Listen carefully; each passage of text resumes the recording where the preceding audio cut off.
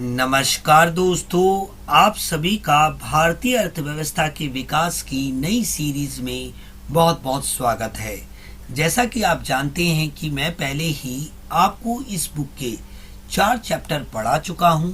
Recently मैंने आपके लिए 5वां चैप्टर स्टार्ट किया था मानव पूंजी निर्माण का, जिसका मैं आज आपको सेकंड पार्ट पढ़ाऊंगा। पहले पार्ट में मैं आपको मानव पूंजी क्या होती है, मानव पूंजी निर्माण क्या होता है और मानव पूंजी निर्माण के स्रोत कौन कौन से हैं, इन पे मैंने बात की थी। और आज के इस वीडियो में मैं आपके साथ भारत में मानव पूंजी निर्माण की समस्याओं के बारे में और देश की आर्थिक समृद्धि में मानव पूंजी निर्माण की भूमिका यानी मानव पूंजी निर्माण की समस्याएं कौन कौन सी हैं और देश की आर्थिक समृद्धि यानी आर्थिक विकास में मानव पूंजी निर्माण का क्या रोल है, जो कि एग्जाम के पॉइंट ऑफ व्यू से दोस्तों बहुत ही ज़्यादा इम्पोर्टेंट है। और अगर आज का वीडियो आप पूरा अंत तक देखते हैं और इस वीडियो को देखने के बाद आप अपनी एनसीईआरटी की बुक पढ़ लेते हैं तो यकीन मानिए आपको ये दोनों टॉपिक बहुत अच्छी तरीके से समझ में आ जाएंगे। ये मेरी आपसे रिक्वेस्ट है। और दोस्तों, अगर वीडियो आपको पसंद आती है तो वीडियो को लाइक कर इसे शेयर कर और चैनल को सब्सक्राइब करके आप मुझे मोटिवेट कर सकते हैं। तो चलिए फाइनली हम वीडियो को स्टार्ट करते हैं। सबसे पहले हम समझेंगे कि आखिर मानव पूंजी क्या होती है। तो देखिए, बहुत ही सिंपल सी बात, कोई भी देश होता है, देश किससे मिलके बनता है? जनसंख्या से, यानी उसके नागरिकों से मिलके बनता है ना, जनसंख्या से मिलके बनता है। और यही जो जनसंख्या होती है ना, एक देश की जो जनसंख्या होती है ना, उस देश की मानव पूंजी होती है। क्योंकि जितने भी प्राकृतिक संसाधन होते हैं वो तो असीमित या फिर असीमित संसाधनों में हम बांट लेते हैं इकोनॉमिक्स के पॉइंट ऑफ व्यू से।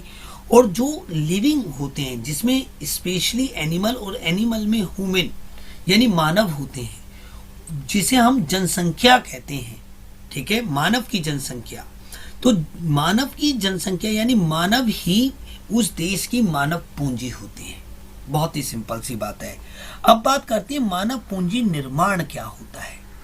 एक देश की जो सरकार होती है, भले वो एक कम्युनिस्ट सरकार हो, भले वो एक लोकतांत्रिक सरकार हो, वो हमेशा ये प्रयत्न करती है कि शिक्षा के माध्यम से, स्वास्थ्य के माध्यम से या फिर प्रशिक्षण के माध्यम से और कई तरीके की गतिविधियों के माध्यम से उस देश के जो नागरिक हैं अधिक शिक्षित हों, अधिक स्वस्थ हों, अधिक कुशल हो, ठीक है, अधिक अनुभवी हो, जिससे वह अधिक से अधिक आर्थिक क्रियाओं में अपना योगदान दे पाए, जिससे देश में आर्थिक समृद्धि दर में वृद्धि आए, जिससे आर्थिक विकास भी हो।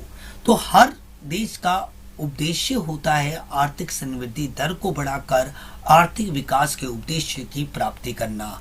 और उसके लिए मानव पूंजी सबसे महत्वपूर्ण होती है, क्योंकि भौतिक पूंजी कितनी भी आपके पास अच्छी हो, परंतु आपकी जनसंख्या यानी वहां के नागरिक हैं, उनका अगर जितना अच्छा मस्तिष्क होगा, क्योंकि मानव पूंजी निर्माण क्या है, ये मानव का मस्तिष्क ही तो है जो मानव को बाकी जानवरों से क्या करता है, अलग बनाता है।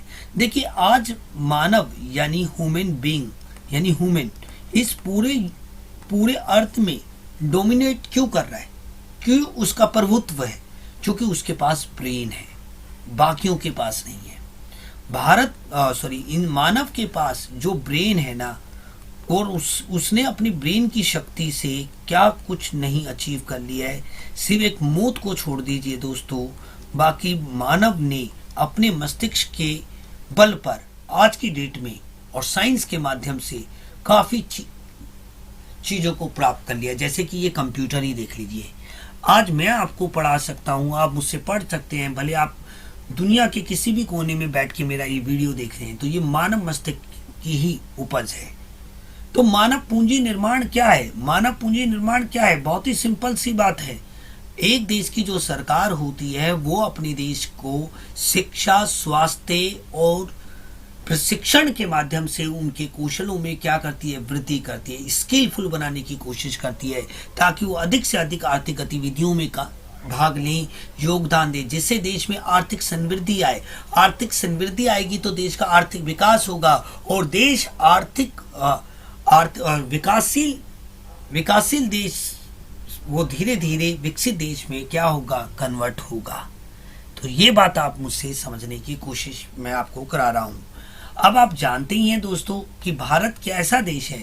भारत एक विकासशील देश है। देखिए, अगर दोस्तों देश की बात करें तो देश को हम मोटे तौर पे दो तरीके के देश कह सकते हैं। एक देश होते हैं विकसित देश, जो पश्चिम के देश हैं, जैसे कि अमेरिका, फ्रांस, जर्मनी, है ना भाई, ब्राज़ील, अर्जेंटीना, कनाडा, ठीक है। मोस्टली यूरोप की कंट्रीज जो हैं और अमेरिका कॉन्टिनेंट की जो कंट्रीज हैं वो विकसित कंट्रीज हैं, ठीक है। ऑस्ट्रेलिया भी आप ले सकते हैं, ठीक है। और विकासशील देश कौन से हैं?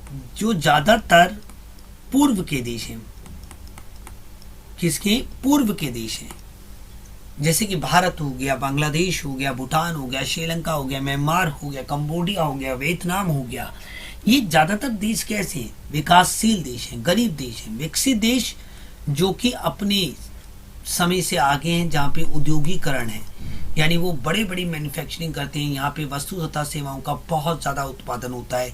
यहाँ के लोग ज़्यादा शिक्षित हैं, ज़्यादा स्वस्थ हैं, ठीक है। विकासशील देश यानी गरीब देश, जहाँ के लोग कम शिक्षित हैं, कम स्वस्थ, और यहाँ की जो जीडीपी है वो कम है। तो एक अमीर देश हो गए हमारे विकसित और गरीब देश हो गए हमारे विकासशील।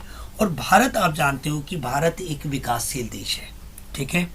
और भारत में मानव पूंजी निर्माण की क्या समस्या है, अगर आप ये समझना चाहते हैं तो आप समझ सकते हैं कि भारत एक विकासशील देश है। पहले आप ये समझिए।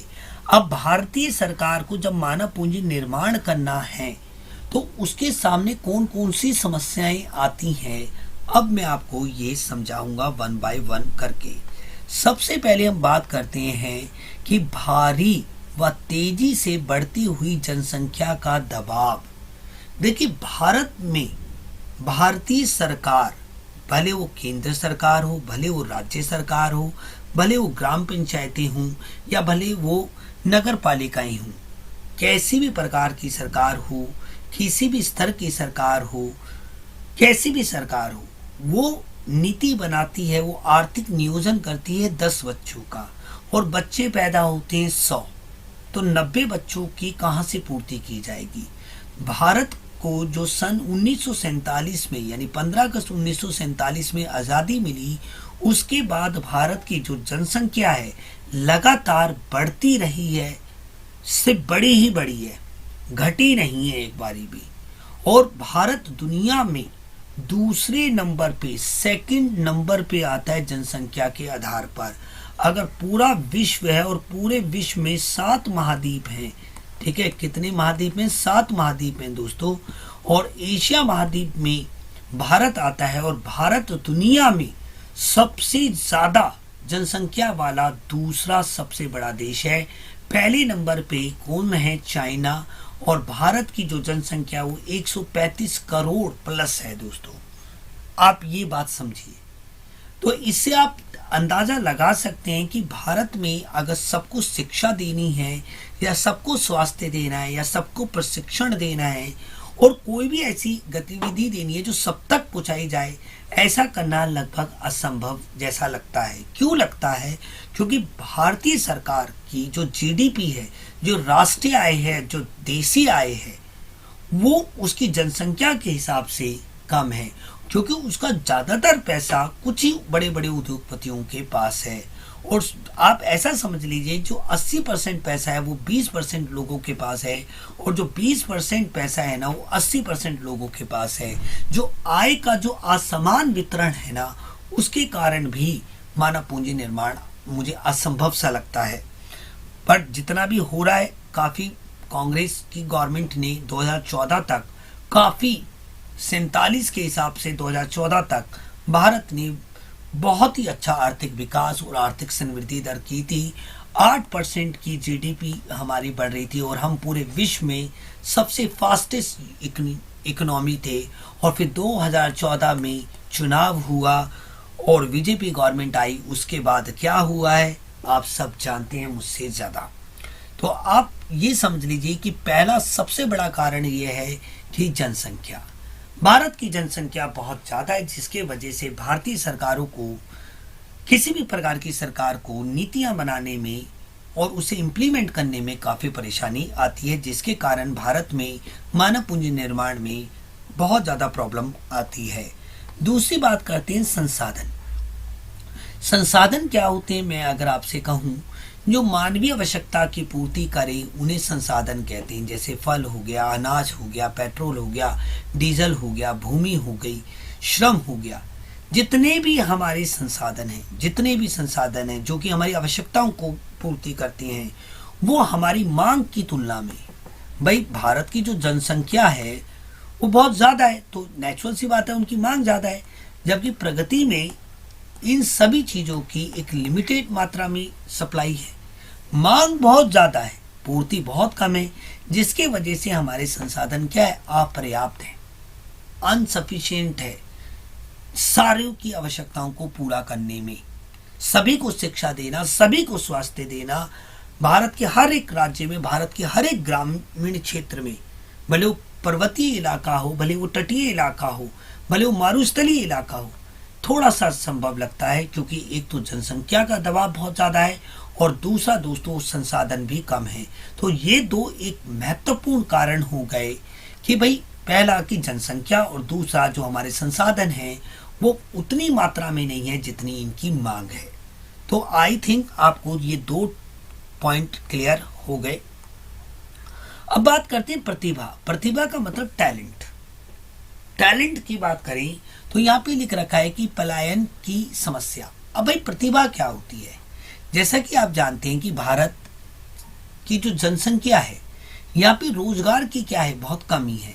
अब बच्चे को आप पहली क्लास से पढ़ा रहे हैं और ग्रेजुएशन के भी बाद उसके रोजगार की कोई गारंटी नहीं है।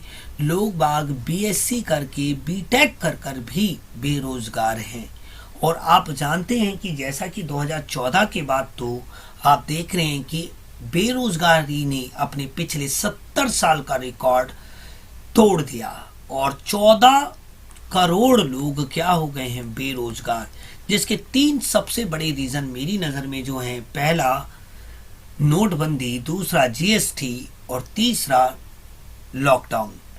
और चौथा तो भैया मैं क्या कहूँ, हमारे बहुत सारे अंधभक्त हैं जो जिन्हें लगता है कि मोदी सरकार ने रोजगार पे बहुत सारा काम किया है, जबकि मैं तो ये मानता हूँ कि एसएससी हो या किसी भी प्रकार का एग्ज़ाम हो, एग्ज़ाम ही नहीं हो रहे हैं तो उनका कुछ हो ही नहीं रहा है।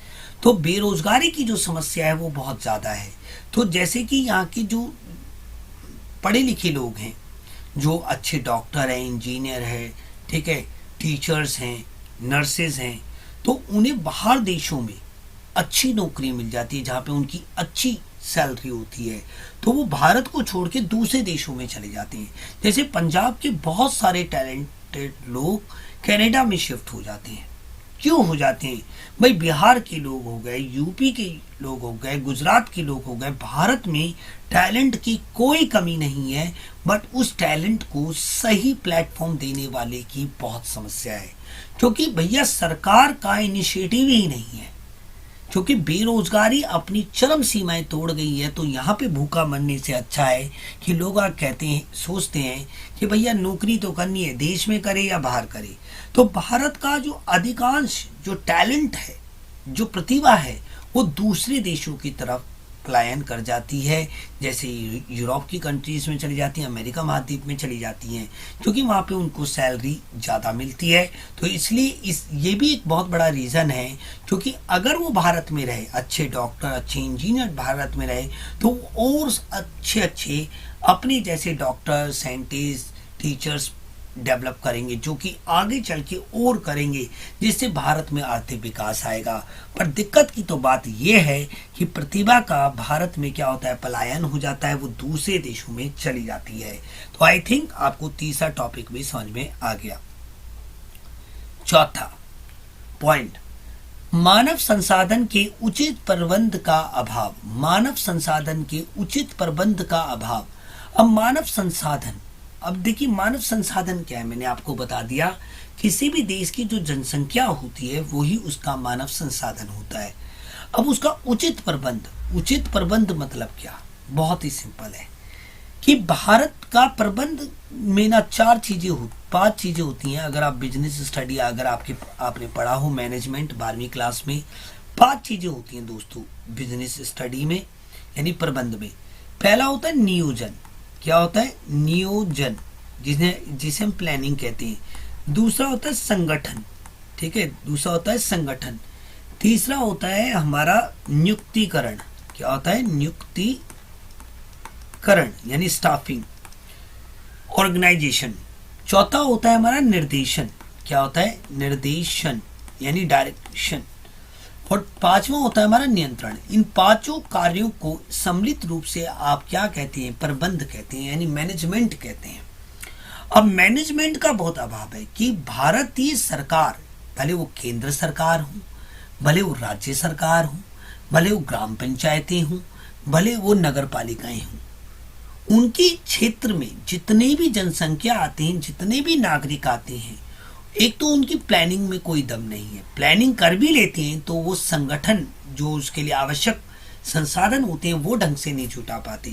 चलिए संसाधन जुट भी गए तो क्या हुआ, तो भैया वो समय पर ज्वाइनिंग ही नहीं कराते, यानी नियुक्तिकरण ही नहीं करते, यानी लोगों को नौकरी नहीं देते। नौकरी दे भी देते हैं तो सही समय पे निर्देशन ही नहीं देते। चलो निर्देश भी दे देते हैं तो भैया और समय समय पे नियंत्रण भी नहीं कर पाते। तो ये पांचों चीजों को अगर मिला दिया जाए तो प्रबंध बनता है। तो मानव जो भारत की जनसंख्या है उनकी सही से ना तो उसकी कोई प्लानिंग हो रही है, ना उसके लिए कोई संगठन हो रहा है यानी ऑर्गेनाइजेशन हो रहा है कि संसाधन जुटाए जा रहे हैं, भौतिक संसाधन, और ना उनके लिए जुटाने के लिए कोई उसके लिए स्टाफिंग हो रही है कि ये काम ये करेगा या ये काम वो करेगा। उन्हें कोई निर्देश देने वाला ही नहीं है, फिर निर्देश उन पे कोई सुपरवाइजर ही नहीं है, ना केंद्र सरकार राज्य सरकार के प्रति कोई उनके बीच में कोऑर्डिनेशन ही नहीं है। तो ये भी कुछ कारण हैं जिसकी वजह से दोस्तों भारत में मानव पूंजी निर्माण को करने में भारत सरकार को बहुत ज़्यादा क्या आती है? प्रॉब्लम आती है। आई थिंक आपको ये बातें समझ में आ रही है। अगर आ रही है तो आप प्लीज़ इस वीडियो को लाइक करके मुझे मोटिवेट ज़रूर करें ताकि मैं आपके लिए जल्दी जल्दी वीडियोस बनाता रहूं। अब बात करते हैं स्तरीय तकनीक और प्रबंध शिक्षा का अभाव।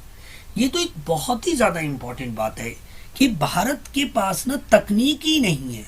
जो 100 साल पहले जैसे खेती हो रही थी आज भी खेती हो रही है, जो 100 साल पहले भी मशीनें थी ना वो आज भी है। मैं ये नहीं कह रहा कि बहुत कुछ भी नहीं परिवर्तन हुआ, पर जितना परिवर्तन होना था, जितनी इन्वेंशन होनी थी वो नहीं हुई, रिसर्च होनी चाहिए थी वो नहीं हुई, जो मैनेजमेंट होना चाहिए था। ये एक तो टेक्नोलॉजी और एक मैनेजमेंट, इसकी शिक्षा दी ही नहीं जाती है। हमारे कॉलेजेस में भले दी जाती हो, बट मेरे हिसाब से टेक्नोलॉजी और प्रबंध की जो शिक्षा है, मैनेजमेंट और टेक्नोलॉजी की शिक्षा हमें प्राथमिक रूप से ही देने की आवश्यकता है, ताकि बच्चा जब 12वीं पास हो तो उसे कैसे व्यापार करना है, कैसे अपने सीमित संसाधनों का प्रयोग करके उसका अधिकतम उससे लाभ लेना है, तो वो बच्चा ले पाए। परंतु क्या है मेरे दोस्तों, दिक्कत तो सबसे बड़ी ये है मानव पूंजी निर्माण की कि जो लेटेस्ट टेक्नोलॉजी होती है और जो लेटेस्ट जो मैनेजमेंट होता है उसकी शिक्षा, उसकी एजुकेशन हमारे जो विद्यार्थी हैं उन तक नहीं पहुंच रही है। और जो ऑलरेडी सर्विस में है, चलिए जो ऑलरेडी सर्विस में है, जैसे बहुत सारे कर्मचारी हैं जो अपडेट ही नहीं है, उन्हें कंप्यूटर नहीं आता है, उन्हें मेल नहीं भेजना आता है, उनमें कोई प्रबंधकीय टैलेंट ही नहीं है। क्यों नहीं है? क्योंकि केवल सेमिनार होते हैं, उसमें बातचीतें होती हैं, चाय बिस्कुट खाते हैं, अटेंडेंस लगाते हैं और सेमिनार ट्रेनिंग के नाम पे लाखों रुपए बड़े बड़े लोग गमन कर देते हैं। बट जो चीज़ होनी चाहिए उन सेमिनार्स में वो चीज़ नहीं होती है दोस्तों। तो आई थिंक आपको ये बात भी समझ में आ गई होगी। अब बात करते हैं लास्ट पॉइंट। स्वास्थ्य सेवाओं का अपर्याप्त विकास, क्योंकि आप जानते हैं अभी तो कोविड-19 की समस्या पूरे भारत में चली रही है और आप जानते ही हैं कि कितने बड़े लेवल पे भारत की जो आर्थिक अर्थव्यवस्था है उसकी कमर तोड़ने में कोविड-19 ने कोई कसर नहीं छोड़ी है। लगभग 10 महीने से ज़्यादा का समय हो गया है, आप जानते हैं 10 महीने से ज़्यादा का समय, और कोविड-19 की अभी तक वैक्सीन भारत में नहीं आई है और कोई उम्मीद नहीं है अभी कि कितने टाइम और लगेगा। तो जो स्वास्थ्य सेवा है, क्योंकि भारत की जो जनसंख्या है ना दोस्तों, और भारत सरकार की जो मंशा है ना, जितने हॉस्पिटल्स होने चाहिए थे, जितने नर्सिंग होम होने चाहिए थे, जितने डॉक्टर्स होने चाहिए थे, जितनी नर्सेज होनी चाहिए थी, जितने 4th क्लास कर्मचारी होने चाहिए थे, उतने नहीं है, अपर्याप्त है। क्योंकि मैंने शुरुआत में ही आपसे कहा कि भारत एक विकासशील देश है, भारत एक निर्धन देश है, और निर्धन देश के सामने पूंजी निर्माण, मानव पूंजी निर्माण करते समय ये 6 महत्वपूर्ण समस्याओं का उस देश की सरकार को क्या करना पड़ता है, समाधान करना पड़ता और सामना करना पड़ता है। एक बारी ब्रीफ में कर दी। पहला, जनसंख्या का दबाव, दूसरा अपर्याप्त संसाधन, तीसरा प्रतिभा का पलायन होना, चौथा मैंने आपको बताया कि मानव संसाधन के उचित प्रबंध का अभाव, और टेक्नोलॉजी और प्रबंध की शिक्षा का अभाव, और स्वास्थ्य सेवाओं का भी अभाव। दोस्तों, ये मैंने आपको समझाई कि क्या समस्याएं थी। अब मैं आपको समझाऊंगा कि देश की आर्थिक समृद्धि में मानव पूंजी की क्या भूमिका होती है। भले वो एक विकसित देश हो, भले वो एक विकासशील देश हो, ठीक है। खासकर मैं यहाँ पे बात करूंगा विकासशील देश की। विकासशील देश जो एक गरीब देश है। अधिकांश पूर्वी देश गरीब देश हैं, जो सोवियत संघ की विचारधारा से प्रभावित थे। वो ज्यादातर देश आज की डेट में गरीब हैं दोस्तों। तो देश की आर्थिक समृद्धि में मानव पूंजी की क्या भूमिका है। सबसे पहले मैं आपको ये समझाना चाहूंगा कि आर्थिक समृद्धि दर क्या होती है। मैंने आपको बताया था कि किसी भी देश की क्षेत्रीय सीमाओं में जितना अधिक उत्पादन होगा, उतनी ही अधिक उस देश में आय का क्या होगा, उत्सर्जन होगा। क्या होगा, आय का उत्सर्जन होगा। बहुत ही सिंपल, यानी उत्पादन बढ़ने से आय बढ़ेगी, है ना। बहुत ही सिंपल। अगर एक दीर्घ काल में, अगर लंबे समय तक उत्पादन में वृद्धि आती रहे और वहां की जो जनसंख्या उसे निष्प्रभावी ना कर पाए, यानी उस पर ज्यादा इम्पैक्ट ना डाल पाए, तो उसे ही दोस्तों हम आर्थिक समृद्धि की दर कहते हैं। यानी लगातार उत्पादन में वृद्धि में बढ़ोतरी को, उसकी दर में वृद्धि होने को ही हम आर्थिक समृद्धि दर कहते हैं। क्योंकि जितना अधिक उत्पादन होगा उतनी अधिक आय होगी, जितनी अधिक आय होगी उतना ही अधिक व्यय होगा, और जितना अधिक व्यय होगा उतना ही अधिक निवेश होगा, और जितना अधिक निवेश होगा दोस्तों आप जानते हैं उतनी ही अधिक दोबारा से आय होगी। थोड़ा सा निवेश जितना अधिक, अगर निवेश होता है 10 तो आय में 10 गुना वृद्धि होती है, क्योंकि निवेश आय में एक बहुत बड़ा बूस्टअप लाता है। तो इसलिए दोस्तों आर्थिक समृद्धि दर का मतलब होता है लंबे समय तक औद्योगिक स्तर में वृद्धि होना, जिसे उस देश की जनसंख्या निष्प्रभावी ना कर सके। अब मैं आपको ये समझाना चाहता हूं कि आखिर ये जो आर्थिक समृद्धि दर है उसमें मानव पूंजी की आखिर क्या रोल होता है, क्या भूमिका है। बहुत बड़ी भूमिका है दोस्तों। सबसे ज्यादा बड़ी भूमिका मानव पूंजी की है।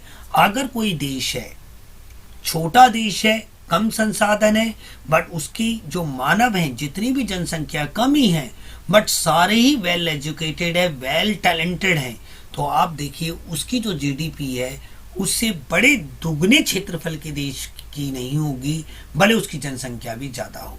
तो मानव पूंजी का मतलब मॉडर्न हिस्ट्री में बहुत ही बड़ा इंपॉर्टेंस है दोस्तों।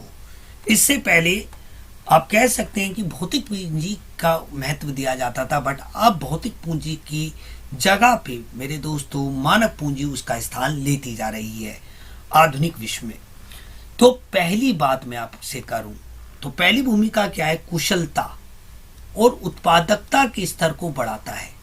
पहली बात तो बहुत सारे विद्यार्थियों को यही नहीं पता होगा कि कुशलता क्या होती है, फिर उन्हें ये नहीं पता होगा कि उत्पादकता क्या होती है। तो कुशलता मतलब क्या होता है, कौशल। क्या होता है, कौशल। कुशलता बना है कौशल से। अब कौशल क्या होता है, कौशल को बोलते हैं स्किल। क्या बोलते हैं दोस्तों, स्किल। स्किल का मतलब होता है कौशल। अब कौशल का मतलब क्या होता है, जितना स्किलफुल व्यक्ति होगा, जितना भी स्किलफुल व्यक्ति होगा वो किसी भी काम को क्या करेगा, कम से कम समय में करेगा, पहली बात, और कम से कम लागत में करेगा। यानी धन और समय दोनों की क्या होगी, बचत होगी। अगर कोई व्यक्ति दिए गए काम को कम से कम समय में और कम से कम लागत में पूरा कर दे तो उस व्यक्ति को हम कुशल व्यक्ति कहेंगे। यानी उसके अंदर क्या है, कुशलता है। और मानव पूंजी क्या करती है, एक व्यक्ति में कुशलता का निर्माण करती है। क्योंकि मानव पूंजी निर्माण कैसे किया जाता है, शिक्षा के माध्यम से, स्वास्थ्य के माध्यम से, प्रशिक्षण के माध्यम से, प्रयोगों के माध्यम से, रिसर्च के माध्यम से। तो नेचुरल सी बात है दोस्तों कि जितना मानव पूंजी निर्माण, जो मानव पूंजी है ना, वो कुशलता में वृद्धि करती है। और कुशलता क्या होती है, आर्थिक समृद्धि के लिए अमृत का काम करती है दोस्तों।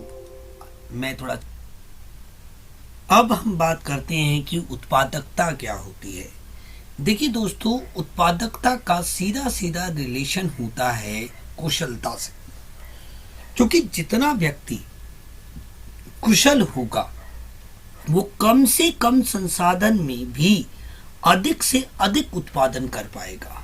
जैसे फॉर एग्जाम्पल अगर मैं आपको दूं, मान लीजिए कोई किसान है, उसके पास इतनी भूमि है, ठीक है, बट वो अनट्रेन्ड है, मतलब वो कुशल नहीं है। पर वो कुशल हो तो वो इतनी ही जमीन से अधिक क्या कर पाएगा, उत्पादन कर पाएगा। तो कम संसाधन से भी अधिक उत्पादन करना ही उत्पादकता कहलाती है। यानी एक मशीन है जिससे एक व्यक्ति 10 वस्तुएं बना पा रहा है और दूसरा व्यक्ति उसी मशीन का प्रयोग करके उतनी ही बिजली में और उतने ही कच्चे माल में 15 वस्तु बना पा रहा है। तो इसका मतलब क्या हो गया कि उतने ही संसाधन से अधिक उत्पादन करना ही उत्पादकता कहलाती है। और ये तब संभव होता है कि जब व्यक्ति क्या हो, स्किलफुल हो, कुशल हो दोस्तों। तो सिंपल सी बात है, मानव पूंजी जो होती है ना, वो आर्थिक समृद्धि में एक महत्वपूर्ण भूमिका निभाती है। यानी उत्पादन को बढ़ाने में महत्वपूर्ण भूमिका निभाती है, क्योंकि वो श्रमिकों को अधिक कुशल और अधिक उत्पादकता को क्या अधिक उत्पादक व्यक्ति बनाती है। तो आई थिंक आपको पहला पॉइंट तो क्लियर हो गया है। अब बात करते हैं दूसरे पॉइंट को। दृष्टिकोण तथा व्यवहार में सकारात्मक परिवर्तन लाता है। क्योंकि एक पढ़ा लिखा व्यक्ति, एक स्वस्थ व्यक्ति, एक प्रशिक्षित व्यक्ति, एक ट्रेन्ड व्यक्ति जो होता है वो नॉर्मल व्यक्ति से अधिक पॉजिटिव होता है। क्योंकि वो क्या है, एजुकेटेड है, पहली बात। दूसरी बात, वो भाई हेल्दी है। तीसरी बात, वो स्किल भी है उसके पास। चौथी बात, उसमें उस स्किल वो टैलेंट भी है उसके पास। पांचवी बात कि उसे ट्रेनिंग मिल रखी है। तो वो अनट्रेन्ड व्यक्ति से ज्यादा, अनएजुकेटेड व्यक्ति से ज्यादा, अनहेल्दी व्यक्ति से ज्यादा अधिक से अधिक उत्पादन प्रक्रिया में सक्रिय रहेगा। जिससे क्या होगा दोस्तों, उसके दृष्टिकोण, उसके सोचने के ढंग में, उसकी सोच में और उसके व्यवहार में क्या आएगा, पॉजिटिव इम्पैक्ट पड़ेगा, जो कि आर्थिक समृद्धि दर को बढ़ाने में बहुत ही ज्यादा मदद करेगी। आई थिंक आपको ये बात बिल्कुल क्लियर हुई होगी। अब बात करते हैं नेक्स्ट पॉइंट की। नेक्स्ट पॉइंट है हमारा कि अनुसंधान तथा तकनीकी सुधारों को बढ़ाता है। अब ये जो मानव पूंजी है, एक देश के जितने लोग पढ़े लिखे लोग होंगे, स्वस्थ लोग होंगे, ट्रेंड लोग होंगे, तो नेचुरल सी बात है वो अधिक से अधिक भिन्न भिन्न टॉपिक्स पे, भले वो अर्थशास्त्र के टॉपिक हो, विज्ञान के हों, या किसी भी विषय से रिलेटेड हो, मैथ से हो, अधिक से अधिक अनुसंधान करेंगे। क्या करेंगे? रिसर्च करेंगे। वो अधिक से अधिक रिसर्च करेंगे तो दोस्तों इनोवेशन होगी, यानी क्या होगा? नव परिवर्तन आएगा। नव परिवर्तन आएगा यानी न्यू इन्वेंशंस होगी, जो कि आर्थिक समृद्धि को क्या करेगी? बढ़ाएगी। क्योंकि दोस्तों आप ये जानते हैं कि मशीनें कौन बनाता है? मानव का मस्तिष्क बनाता है। कौन बनाता है? मानव का मस्तिष्क बनाता है। और ये जो मस्तिष्क है ना, इसके लिए पावर बूस्टर है दो बहुत ही ज्यादा बेसिक मूलभूत आवश्यकताएं। पहली शिक्षा, और दूसरा दोस्तों स्वास्थ्य, और तीसरा आप कह सकते हैं कि ट्रेनिंग। जितना एक देश के लोग जितने शिक्षित होंगे, जितने हेल्दी होंगे, जितने ट्रेंड होंगे, उस देश के लोगों का जो मस्तिष्क है वो उतना ही तेजी से काम करेगा। वो अधिक से अधिक अनुसंधान यानी रिसर्च करेंगे, जिससे न्यू टेक्नोलॉजी आएगी, और न्यू टेक्नोलॉजी प्रोडक्शन को हाई लेवल पे कम से कम संसाधन से भी हम अधिक से अधिक उत्पादकता प्राप्त कर पाएंगे, जिससे देश की जीडीपी बढ़ेगी, जिससे देश की आय भी बढ़ेगी और देश में आर्थिक विकास की प्राप्ति होगी। क्योंकि आर्थिक समृद्धि की दर बढ़ने से आर्थिक विकास में कहीं ना कहीं वृद्धि जरूर होती है दोस्तों। तो आई थिंक आपको ये बात भी क्लियर हुई होगी कि अनुसंधान और तकनीक की सुधारों को बढ़ावा देता है। क्योंकि देखिए दोस्तों, आप ये बात जानते हैं कि एक काम को करने के कई सारे तरीके होते हैं, और अगर आप उस काम को मशीनों के माध्यम से करते हैं, जैसे कि आज आप देख सकते हैं कि इस वीडियो में आप मुझसे पढ़ रहे हैं, मैं आपको पढ़ा रहा हूं, भले आप इस दुनिया के किसी भी कोने में किसी भी देश में हैं, और मैं आपको इकोनॉमिक्स पढ़ा सकता हूं अपने चैनल के माध्यम से। तो ये भी तो क्या है? एक टेक्नोलॉजी है। और ये टेक्नोलॉजी बनाई किसने? मानव मस्तिष्क ने। और मानव मस्तिष्क को किसने बनाया है? शिक्षा और स्वास्थ्य ने। तो आप समझिए ना कि जितनी मानव पूंजी होगी एक देश के पास, यानी जितने अधिक शिक्षित लोग होंगे, जितने अधिक स्वस्थ लोग होंगे, उस देश में रिसर्च और टेक्नोलॉजी में बहुत ज़्यादा सुधार होगा, जो कि प्रोडक्शन को बहुत आगे ले जाएगा, और देश में आर्थिक समृद्धि के साथ साथ आर्थिक विकास भी आएगा। आई होप आपको ये बात समझ में आई है। नेक्स्ट देखिए, जीवन प्रत्याक्षता को बढ़ाता है। जीवन एक्सपेक्टेशन, यानी मैं कहूँ लाइफ एक्सपेक्टीज, मैं अगर बात करूँ कि जीवन प्रत्याक्षा, क्योंकि दोस्तों आप जानते हो कि डॉक्टर मेडिकल फील्ड में हूँ, मेडिकल फील्ड की बात करें या फार्मा फील्ड की बात करें, तो मानव ने क्या किया है कि मौत को छोड़ दीजिए आप, सिर्फ एक डेथ पे मानव कंट्रोल नहीं पा पाया है, बाकी देखिए बहुत सारे क्षेत्रों में मानव ने अपने झंडे को बुलंद कर दिया है। और जो एक लाइफ एक्सपेक्टेशन थी कि पहले अगर हम स्वतंत्रता से पहले जब हम ब्रिटिश गुलाम थे, तब एक नॉर्मल भारतीय की जो जीवन आयु होती थी वो 30 से 35 साल की वर्ष की होती थी। बट वो अब देख लीजिए 2020 में देखें तो आराम से कोई भी एक नॉर्मल व्यक्ति 60 से 70 साल आराम से जी लेता है, क्योंकि ये संभव हुआ है स्वास्थ्य सेवाओं की वजह से। क्योंकि पहले भारत में बहुत प्रकार की बीमारियां थी, बट उनका उचित उपचार नहीं था। उचित उपचार नहीं था क्योंकि भारत के जो नागरिक थे कम पढ़े लिखे थे, परंतु उनको जैसे भारत सरकार को आज़ादी मिली और भारत सरकार ने मानव पूंजी पे पैसा खर्च किया, लोगों को पढ़ाया, जिससे वो स्वास्थ्य सेवाएं दी, और धीरे धीरे नए नए डॉक्टर बने, अनुसंधान क्षेत्र बने, और भारत ने मेडिकल फील्ड में बहुत ज़्यादा तरक्की की, जिसके वजह से आज दुनिया का सबसे नंबर 1 मैन्युफैक्चरिंग हब है, फार्मा सेक्टर है।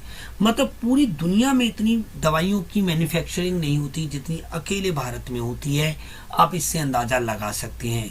और इसका सीधा सीधा भारत की जनसंख्या पे ये इम्पैक्ट पड़ा है कि यहाँ के नागरिकों की जो जीवन प्रत्याक्षता थी उसमें उसको इसने बढ़ा दिया है। और ये भी मानव पूंजी की ही देन है, क्योंकि डॉक्टर कौन है, एक तरीके से वो मानव पूंजी ही है।